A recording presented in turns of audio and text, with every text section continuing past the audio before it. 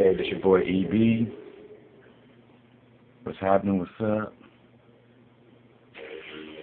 Just kind of want to holler at y'all about what's going on. This is deeper than Trayvon Martin. Y'all see I got my hood up. You know what I mean? I want to just say this to all the boys in every hood, in the hoods, and from the hood. You see what I'm saying? I'm not finna rap or nothing. I just got this music going in the background for effect. You know, it's bigger than Trayvon Martin.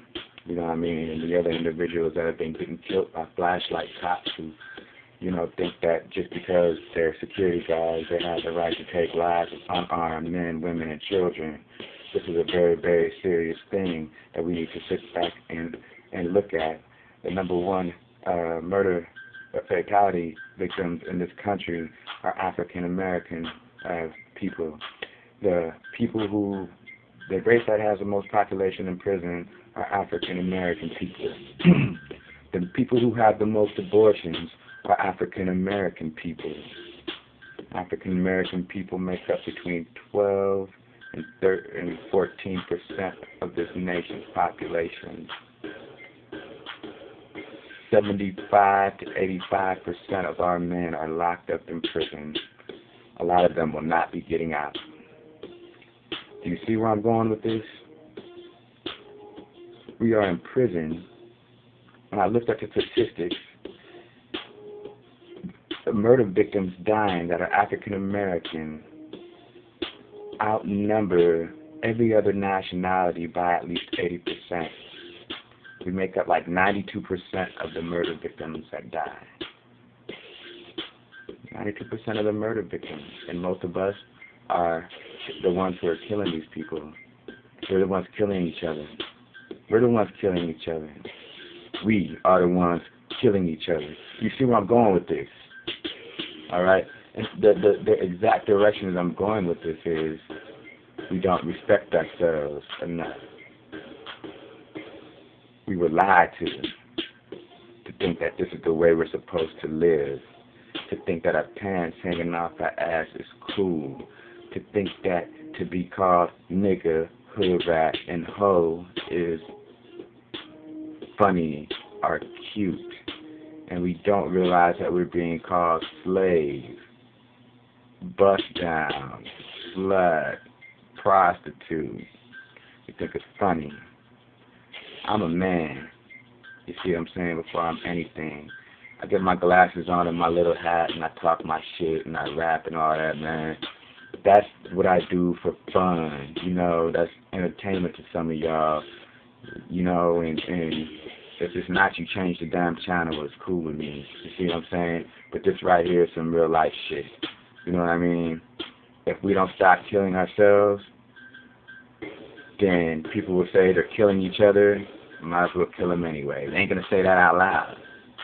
But if we don't stop calling ourselves nigga, people are gonna say, what does it matter? They call each other niggas anyway.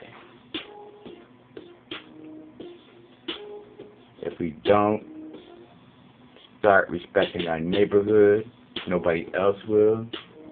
If we don't respect our moms, nobody else will.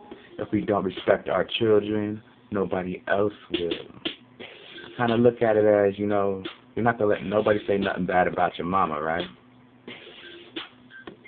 You know, so you should be the one who's treating her the best.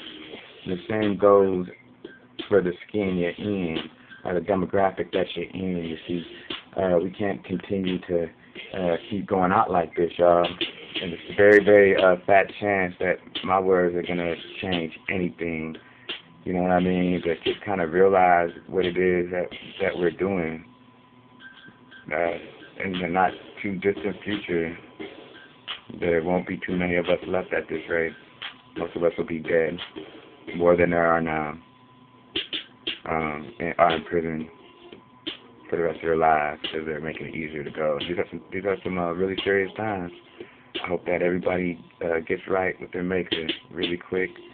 Find God, you know, get to know him well. And, you know, it's more than Trayvon Martin and Terrell Mayes. Terrell Mayes is a little boy that was in North Minneapolis, and he was playing in his bedroom. And people had a started shooting outside, and the bullet came through his bedroom. He was like 3 or 4, and he died. He might have been 2. He was just a little baby. I think it was 2 or between 2 and 4. Can't recall the details right now. This is the violence that's in our community, us against ourselves, us not thinking little kids with guns that don't know how to shoot them, that don't think that the bullet stops somewhere, it goes through things like houses and stuff. If they don't know how to respect their weapon, they shouldn't have it. That's the truth. When you learn martial arts or anything, or any type of fighting that has to do with the weapon on a professional level, you are taught to respect your weapon. By respecting it, you know what it can do. You know that it can cause damage and stuff. And you really don't want it to do that because you don't want to hurt innocent people. And now there's this guy running around out there that he's living with this. Him and his little group of people, whoever did it, and they know they killed these kids. This is just really sad. The fact of the matter is, hey, most of my life, the boys in the hood were always hard and would pull your card if you come talking that shit. And none of them really know too much about being legit.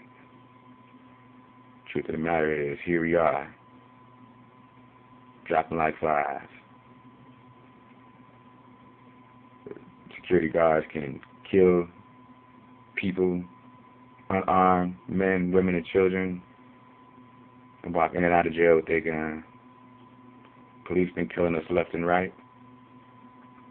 You saw a story of a black police officer in Chicago that got shot 28 times by own police officers on his force for trying to bust him out for bad stuff. Shot him 28 times. He lived to tell about it. You should look that up. Chicago cop survived 28. Survived getting shot 28 times. Look it up. Google it. This is real talk. There isn't too many of us in positive light being portrayed in the media. I advise anybody out there who's doing good things to maybe use even YouTube as an avenue to go ahead and stand up and let it be known that, you know, not all black people are hopeless like this. There's a lot of us that we don't see those faces that look like ours doing much else than what they do in the ghetto.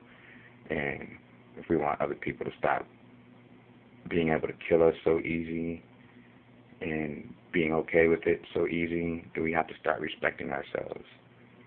You know, and this is a fight that starts within, and it's the truth. We really need to quit being our kids' friends and be their parents. If you had a baby when you was a teenager, it looks like you gotta grow up.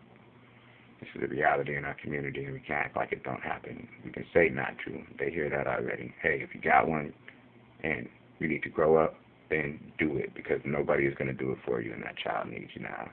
Y'all shouldn't be out there making babies at young ages anyway. I have a daughter who's half my age. You know what I mean? I'm 34. That's deep. Hey, we got a lot of shit to do. It's really fucking crazy. We out here looking stupid and fucking confused. And that's the truth. No truth hurts, but the truth just lace it up. Makes you look ugly, get a makeover. I'll be out.